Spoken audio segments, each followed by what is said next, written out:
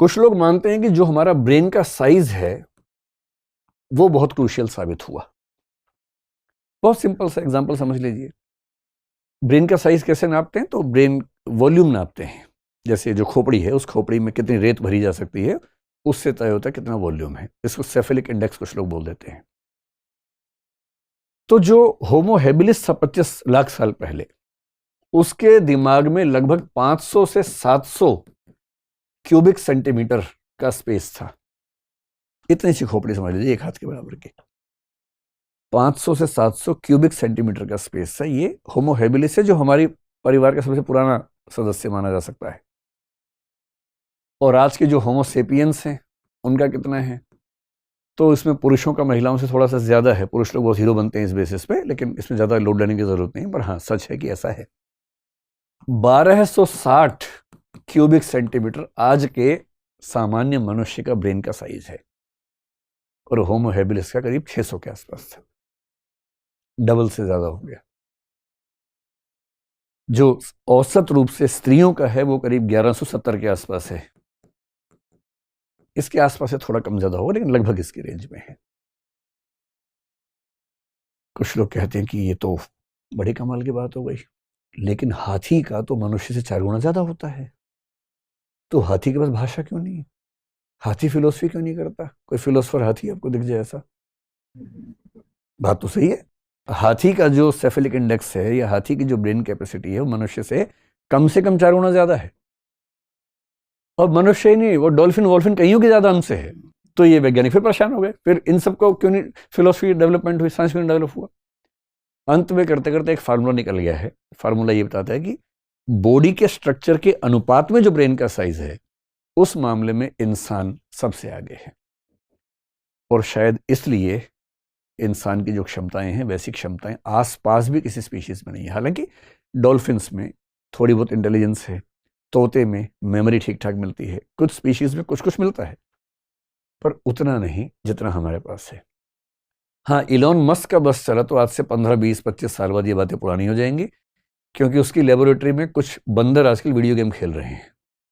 क्योंकि उसने एक चिप बना दी है, न्यूरालिंक एक कंपनी है, एक चिप बना के उनके दिमाग में फिट कर दी है, और वो 6ठी 7वीं क्लास के मैथमेटिक्स के स्टूडेंट की हैसियत से वीडियो गेम खेलने लग गए हैं। हो सकता है कि आज से 100-200 साल के बाद जो कुत्ते बिल्ली बंदर आपके आसपास हों, उनके दिमाग में चिप लगाएं, वो फिलोसफर हो जाएं वो भी। अभी अभी फिलहाल तो ऐसा नहीं है। एक दिन कभी न्यूरालिंक के बारे में बड़ा इंटरेस्टिंग टॉपिक है, बात करेंगे कि ब्रेन के स्तर पे क्या छेड़खानी इस समय कई कंपनियां कर रही हैं। न्यूरालिंक उनमें से एक बड़ी शानदार कंपनी है। एक साइबोर्ग कंसेप्ट आता है, साइबरनेटिक ऑर्गेनिज्म, वो बहुत जल्दी रियलिटी बनने वाला है हमारे सामने। बहरहाल, अब इसमें क्या हुआ कि ब्रेन तो बड़ा हुआ, लेकिन ब्रेन में जो सबसे महत्वपूर्ण बात है, मैंने एक जो वीडियो बनाया था कुछ दिन पहले नार्को वगैरह के बारे में, उसमें एक कंसेप्ट का जिक्र किया था, प्री फ्रंटल कॉर्टेक्स। ये हमारे दिमाग का आगे का हिस्सा है, बड़ा हिस्सा है। जितने भी कॉम्प्लेक्स आइडियाज हैं वो सारे यहीं जनरेट होते हैं, और जितने भी अपराध हैं वो भी यहीं जनरेट होते हैं। इसलिए अपराधी व्यक्ति हो, कोई बहुत सिजोफ्रेनिक किस्म का हो, बहुत टेंशन में रहता हो, एंग्शियस रहता हो, इन सब का ये वाला हिस्सा काफ़ी एक्टिव होता है। और क्रिएटिव लोगों का, साइंटिस्ट लोगों का भी एक्टिव होता है। तो अपराधियों को ठीक करने के लिए एक थेरेपी निकाली गई थी कि उनका वो हिस्सा बाकी हिस्सों से तार काट देते हैं बीच में। इसको बोलते हैं लोबोटॉमी, मैंने जिक्र किया था पिछले वीडियो में। पर मनुष्य जो बहुत बौद्धिक बना, उसकी बड़ी वजह है कि एक तो दिमाग बड़ा हुआ, और प्री फ्रंटल कॉर्टेक्स हमारा मेनली बड़ा हुआ, और हम कॉम्प्लेक्स चीजों पर सोचने की क्षमताओं से युक्त हो गए, जो बाकी स्पीशीज के लोग नहीं सोच सकते। अगर ये बंदर बोलने भी लग जाएंगे तो भी आप जब उनसे बात करेंगे, भैया कर्म सिद्धांत जानते हो और साइंस जानते हो, इलेक्ट्रॉन जानते हो, नहीं समझ पाएंगे क्या बकवास कर रहे हो आप लोग, क्योंकि उतना कॉम्प्लेक्स थिंकिंग की क्षमता उनके पास नहीं। तो ये सारा खेल कितने साल का है? लगभग पिछले 70,000 साल का, जब ये क्रांति हुई। 70,000 साल पहले, 75 नहीं, 70,000 साल पहले। अब देखिए मनुष्य के पास क्या है? भाषा है, इमेजिनेशन, इंटेलिजेंस, ये सब हो गया है। ये सब हो गया तो उसने क्या बना दिया? उसने सोसाइटी बना दी, उसने फैमिली बना दी। कभी आपने किसी स्पीशीज में फैमिली देखी है? मतलब वो बंदर बंदरिया की शादी मदारी करवाता, उसे छोड़ दीजिए, वरना कभी आपने देखा होगा एक बंदर फैमिली जा रही है, बड़ा बंदर, उसकी पत्नी, 3 बच्चे पीछे पीछे जा रहे हैं, ऐसा कभी नहीं देखा होगा ना। माँ और बच्चे देखे होंगे, क्योंकि माँ और बच्चे नेचुरल फैमिली है। बाप फैमिली का नेचुरल हिस्सा नहीं है, वो तो इंसानी सभ्यता में धीरे धीरे होते होते हो गया। नेचुरल पार्ट वो फैमिली का नहीं होता है। फैमिली बनी, मैरिज बनी, किनशिप बना, समाज के नियम बने, नॉर्म्स बने, नैतिक नियम बने, ये करना ठीक है, वो करना गलत है, ये सब बना क्योंकि खोपड़ी ऐसी बन गई। उसके साथ क्या बना? स्टेट बन गया, राज्य, विधायिका, कार्यपालिका, न्यायपालिका, कानून बनाओ, ये कानून, रूल, रेगुलेशन, ये सब कैसे बना?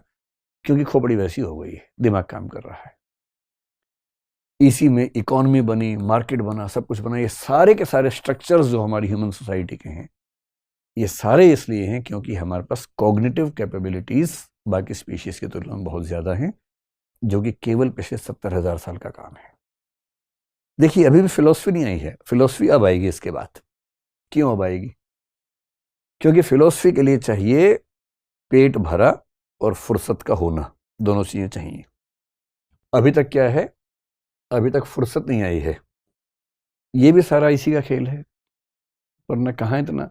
किसी मच्छर से बोलिए बना के देखो, तू कैसे कैसे बनाएगा? इतना टेक्निकल दिमाग कहाँ से लेके आएगा? तो हमारे पास है ना। 10,000 साल पहले आखिरी बड़ी घटना घटी, जिसको बोलते हैं नियोलिथिक रिवॉल्यूशन।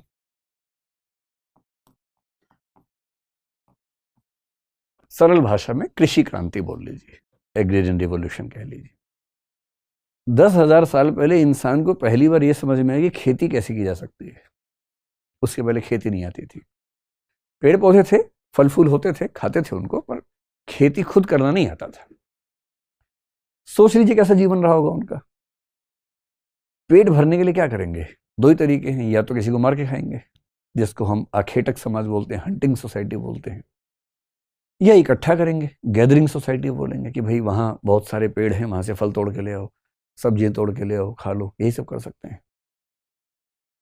एक पूरा क्लैन है, कुनबा है, ट्राइब है, एक कबीला है, एक जगह गया, वहां के पेड़ पौधे खत्म हो गए, अब क्या करेंगे? जाना पड़ेगा। उन्हें हम क्या बोलते हैं? घुमंतु जनजातियां, खाना बदोश जनजातियां, जो नोमैडिक ट्राइब्स होती हैं, ये बोलते हैं। तो ये तो हमारा इतिहास है, सबका इतिहास है, क्या कर सकते हैं। नियोलिथिक रिवॉल्यूशन ने पहली बार कमाल क्या किया कि हमें खेती करना समझ में आ गया।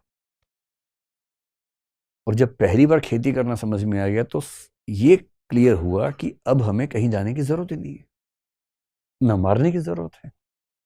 वेजिटेरियनिज्म एक विचार के तौर पर पहली बार वहां से डेवलप होगा। उसके पहले कैसे डेवलप होगा? कि हम बिना हिंसा किए और बिना भटके जिंदा रह सकते हैं। और जब खेती होनी शुरू हुई तो पहली बार इंसान का समाज एक स्थान पर टिकना शुरू हुआ।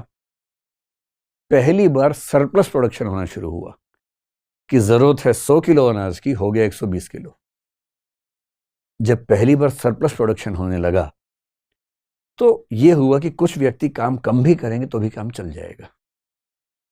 और तब समाज के समझदार व्यक्तियों से यह अपेक्षा की गई कि आप सोचिए, नए स्ट्रक्चर्स पर सोचिए, क्या होना चाहिए, कैसे करना चाहिए।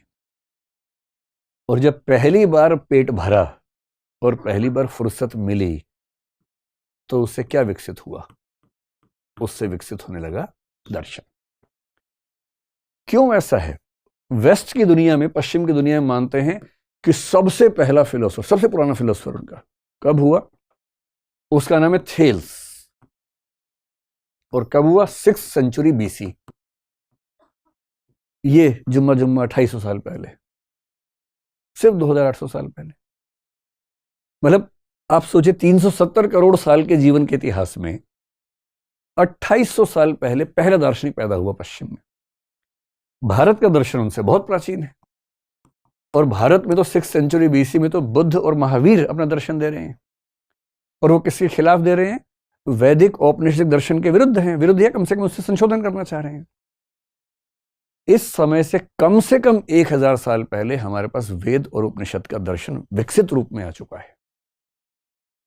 लेकिन आप 1000 साल और पीछे कर लेंगे, 1500, 1600 BC, 2000 BC मान लेंगे, जो आजकल की रिसर्चेस आमतौर पर इंडिकेट कर रही हैं, तो भी तो दर्शन का कुल इतिहास हमारा 4000 साल पुराना हुआ।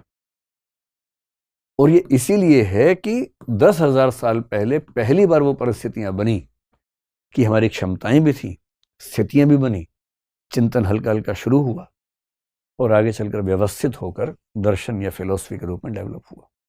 साइंस भी आई। भारतीय परंपरा में हम देखते हैं कि साइंस भी वहां दिखती है, ग्रीक परंपरा में भी बाद में दिखने लगी। दुनिया में 2 स्थान दर्शन और विज्ञान के विकास में सबसे ज्यादा सफल साबित हुए शुरुआत के समय में, एक भारत, एक यूनान।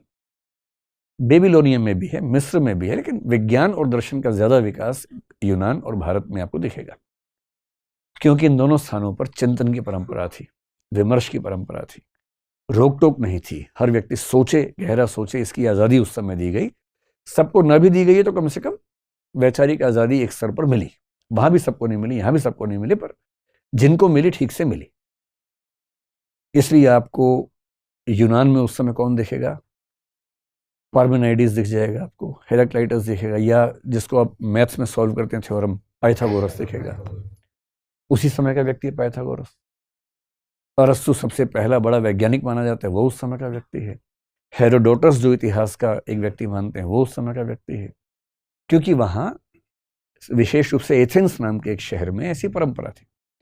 भारत में ऐसी परंपरा रही, इसलिए दर्शन का विकास इतना धूमधाम से हुआ, विज्ञान का विकास हुआ, गणित का विकास हुआ, प्राचीन काल में दिखता है। क्योंकि जिन जिन समाजों ने चर्चा की संस्कृति को प्रमोट किया, वहां वहां विज्ञान और दर्शन खूब तेजी से बढ़े। और इसलिए ईसा पूर्व 600 के आसपास से पश्चिम में और उसके 1000-1500 साल पहले से भारत में आपको दर्शन का विकास ठीक से नजर आने लगता है। इसलिए ऐसी बातों में मत आइएगा कि हमारा दर्शन तो 10 लाख साल पुराना है, हमारा दर्शन तो 380 करोड़ साल पुराना है। ये सब ना कल्पनाएं हैं, आस्थाएं हैं, भावनाएं हैं। कुछ लोगों को भावनाएं हैं, किसी को भावना है तो अच्छा है, हमें उससे क्या दिक्कत है। लेकिन जब आप सोचने के स्तर पे आएंगे तो आपको समझना पड़ेगा कि सच कहाँ है और हमारा एग्जिस्टेंस क्या है। अब यह है कि दर्शन किन प्रश्नों का जवाब देता है। आपके बहुत सारे प्रश्न होते होंगे ना मन में, क्योंकि आप अभी पेट ठीक ठाक भरा ही हुआ है, फुर्सत भी दिन में 2 घंटे मिली जाती होगी, तो थोड़ी बहुत चैटिंग करने के बाद भी थोड़ी फुर्सत रहती ही होगी आपके पास ना। उससे मन में सवाल आता ही होगा कि मैं कौन हूँ, कहाँ से आया हूँ, कहाँ जाऊँगा, मरने के बाद बचूंगा कि मर ही जाऊँगा। अच्छा, एक मरना वो होता है, एक इस उम्र में जो बार बार मरते हैं किसी के ऊपर, वो होता है। ये दोनों मरना समान होता है कि भिन्न भिन्न होता है? पुनर्जन्म होगा कि नहीं होगा? पिछले जन्म में मैं क्या था, अगले में क्या बनूंगा? ऐसे बहुत सवाल आते हैं। कुछ ऐसी पुस्तकें लोग वहाँ से ढूंढते हैं। मेरा कॉलेज का एक दोस्त अब तो बहुत बड़ा अधिकारी है, बहुत ही बड़े स्तर पे है पुलिस में। वो जब स्टूडेंट था तो कहीं से ढूंढ के आ गया था, किसी के पास गया था, तो उनके पास कोई पुस्तक थी, उससे पता लगता है कि आप पिछले जन्म में क्या थे, अगले में क्या बनेंगे। तो आया तो बड़ा जोश से गया था, वापस आया बहुत दुखी दुखी। तो मैंने पूछा क्या हुआ, तो बोला यार पता लगा पिछले जन्म में गधा था। तो मैंने मजाक में कहा, मैंने कहा गलती से इस जन्म का बता दिया होगा, पिछले जन्म का नहीं बताया होगा। तो उससे कहने नहीं, पिछले जन्म का बताया, इसमें तो मनुष्य हैं। फिर मैंने कहा ठीक है, पिछले जन्म हो तो गया, टेंशन किस बात की है। बोला अरे नहीं यार, अगले में भी गधा लिखा हुआ। तो मैंने कहा दरअसल ये हैट्रिक है तुम्हारी, तुम्हें आइडिया नहीं इस बात का। और तो ऐसा भी है, पता नहीं अगले जन्म में क्या बन जाए क्या ना बने। तो रहस्य है इन सब चीज़ों को लेकर, जिज्ञासा तो होती है। तो थोड़ा सा समझ लीजिए कि फिलॉसफी में क्या क्या होता है, ताकि आप ये समझ सकें कि अगली चर्चा में आना है कि भाग जाना है आज से ही। तो आज की चर्चा के बाद कुछ लोग अगली चर्चा में भाग लेंगे, बाकी लोग भाग लेंगे, है ना। तो 2 ही तरीके हो सकते हैं। तो फिलॉसफी में हम लोग क्या क्या समझने का प्रयास करते हैं। फिलॉसफी में सब कुछ पढ़ा जाता है। कहते हैं philosophy is the mother of all sciences, mother of all disciplines. क्यों? क्योंकि शुरुआती मनुष्य जब बहुत परेशान होता था, अचानक बरसात आने लगी, शिकार करने गए थे, सामने शेर आ गया भूखा, वो भी भूखा है शिकार करने के लिए। आप भी गए थे हिरण के चक्कर में, हिरण पीछे से देख रहा है, एंजॉय कर रहा है। आप भगवान से प्रार्थना करें, हे भगवान मुझे बचा लो, मुझे हिरण दे दो। सोचिए, शेर ने भी प्रार्थना की थी, हे भगवान एक मनुष्य देना, बहुत दिन से नहीं खाया है। अब भगवान तो न्यायप्रिय है, दोनों के साथ न्याय करना है उसे। तो उसकी बात सुन के आपको उसके सामने ले गया, तब तक आपने प्रार्थना कर दी, अब पशुपेश हो गया ना। बड़ा मुश्किल है, इन प्रश्नों का जवाब कैसे दें? प्रार्थना केवल हम थोड़ा ना कर रहे हैं, कि आप तो और स्पीशीज भी कर रहे हैं। बड़ी मुश्किल दुनिया थी उस समय। तो उस समय के जो मतलब बुद्धिमान लोग थे वो सोचते थे, बहुत ज्यादा ऑब्जर्व करते थे दुनिया को, चिंतन करते थे, कल्पनाएं करते थे, और वहां से जो भी सोचा वो फिलॉसफी हो गई। आगे चल के क्या हुआ, कुछ कुछ विषय बनने लगे, फिजिक्स बना, केमिस्ट्री बना, बायोलॉजी बना। जो विषय अपने आप में इंडिपेंडेंट होता गया वो साइंस में चला गया, और जो साइंस नहीं सोच पाती है वो अभी भी फिलॉसफी में रहता है।